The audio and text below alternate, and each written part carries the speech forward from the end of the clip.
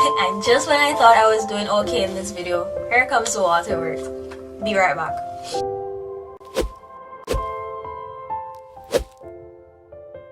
What up everyone, Charismatic here and welcome back to another episode of Adul-Tings, where we discuss everything about adulting.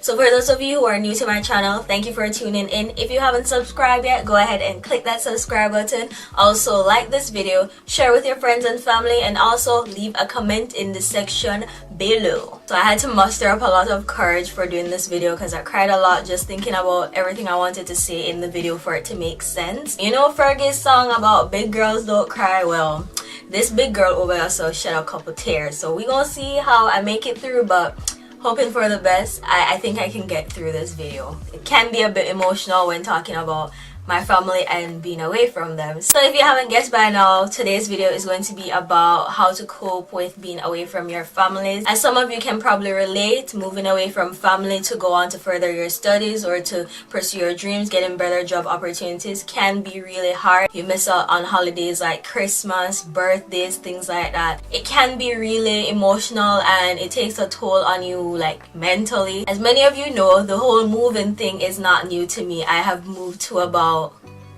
4 countries now. I'm on 4 countries, and in every instant I always had to leave friends and all of that. But this scenario now is kind of different because instead of just leaving friends, I also left my family. So I had to find ways of how to cope with when I'm missing them too much, when I'm feeling sad, what I can do so that I am not too homesick. So I guess you can say this video will help you with some tips on how to deal with being homesick. The first thing I would say is no matter how busy school or work would get, try to keep in touch with your friends and family. We are in a technologically advanced world right now where you have social media and all these different apps that you can use to communicate. There's Facebook, WhatsApp, FaceTime, Instagram, all of these things that you can use with just a touch of a button and you can communicate with someone. So make use of those tools that we have now, and all you need for a lot of them is Wi-Fi. One thing I did when I was going to university and even right now that I'm working is when I got up in the mornings, I was a couple of hours ahead of my mom. So I would message her on WhatsApp because that's what we used to communicate and that's what I mostly use to communicate. And I'll send her a little message. Whenever she sees it, she replies to me. And then later on in the afternoon, like when I get home from work or school, I would message my dad on WhatsApp and also my mom, have my separate convos with them. And then at the end of the week, like a Friday night, a Saturday or a Sunday, I would make that effort to have a video chat with them so that you keep the connection, have a longer conversation than just, hey, what's up, how are you? And you know, update them on how things are going with me, find out how they are doing, because sometimes I think we take for granted like what our parents are probably going through emotionally with not having us around. So it can really help to make that extra effort, and it doesn't have to be any super long time. Half an hour, 45 minutes, an hour once a week is more than enough for someone who's super busy just to set aside that time to have that conversation in between like your little text messages that you send every day or every other day. So try that and see how it works. Secondly, do not isolate yourself. Now, moving to a new place, it is more than likely that you will be going there, you don't know anybody, and that experience can be very scary.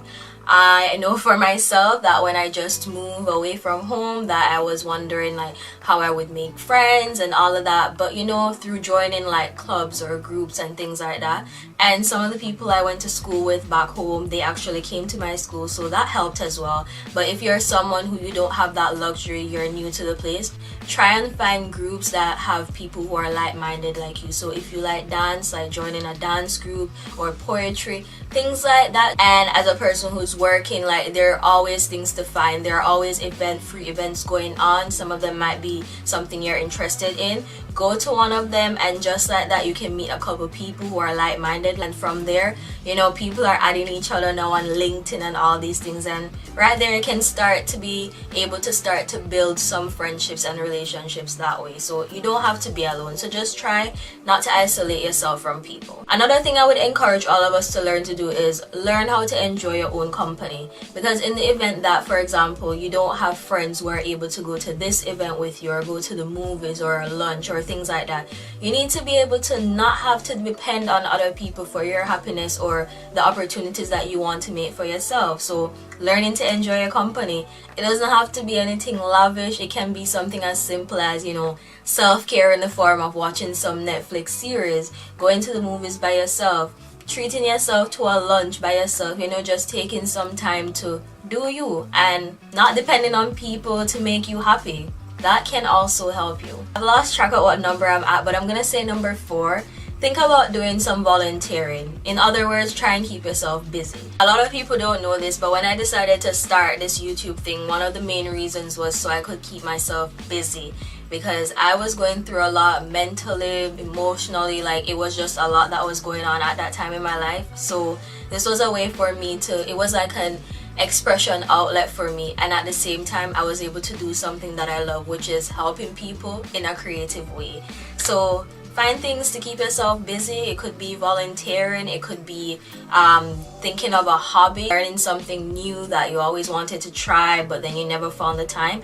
Now that you have some time, think about doing that thing you've always wanted to do. Another way you can cope with homesickness is don't feel guilty about immersing yourself in your home culture. So whether that is listening to your favorite music back home or cooking your favorite food, like find ways so that you can miss home less. So one thing I used to do is I used to call up my mom and mom, I kind of feel for this food. You can guide me through how I can make it, and she would send me the recipes or voice notes, and I would take my time and practice make perfect until I got it to taste almost as how she made it for me, and sometimes it would probably taste even better. Sorry mommy, but it's true. I'm going to outbeat you. And just when I thought I was doing okay in this video, here comes the waterworks. Be right back. I knew that by the time I got to this part of the video that I was going to start crying, so let me hurry up before the waterworks come again. But this part of the video, I'm sure a lot of us can relate to. It's how do you deal with not being able to go home for holidays to spend time with your family? You're missing out on birthdays, big events, things like that. Like how do you deal with that? The truth of the matter is there isn't any big formula that's going to solve it in the same way for everyone. I did some things that helped me. It probably won't help other people in the same way. So in total, I have missed 4 Christmases with my family and 4 birthdays for every one of them, and that has been hard because I am that person that around this time of the year I'm always wanting to go all out for them, throw them like a little gathering or buy them a nice gift, having them feel special on their day. So not being able to be there physically, that does cut me up. So I find my different creative ways to do that. So for Christmas in particular, there were times when I would be invited to people's house, like on Christmas Day or Boxing Day, and I would just politely decline because I just did not want to be around other people and their family, and just the whole time I'm there I'm thinking about my family. That was not healthy, and I didn't want to bring that energy with me to people's house, so I would just politely decline when they asked me. So what I managed to do was, a couple of me and a few friends who stayed on campus for the past 3 years, we decided that we're gonna have our own Christmas together, and that's what we were doing for the time since I was going to that school, and that worked. All of us are here together, we all know what each other is going through, we know what it feels like not to be with their family, and we're there to support each other. And everyone is not really that sad at the event. It's mostly just being able to be with your school family and friends and enjoying Christmas just the same. And with the use of technology now, you can always go to doing video chats with their family, like calling them up, having a little chat with them, wishing them Merry Christmas, all of that. It will not be the same, but it is better than nothing at all, because unless you have money that you can fly to go see them, what else are you going to do, right? So just finding things that can work for you. Now in the event of birthdays, this one I don't know how to help with that one because I'm still trying to figure it out.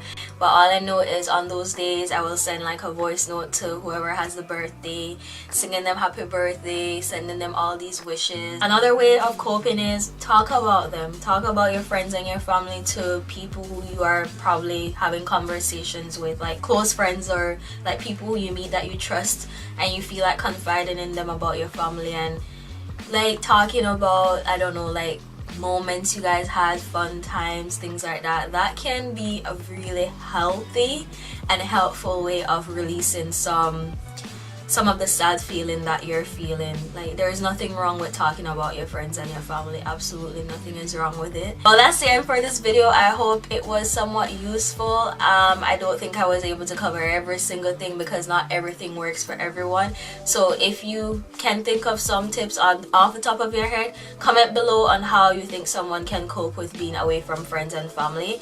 And also, don't forget to like this video, subscribe if you haven't already, and share this video with your friends and family. Don't forget to do road and do things, and until next time, Maggie is out.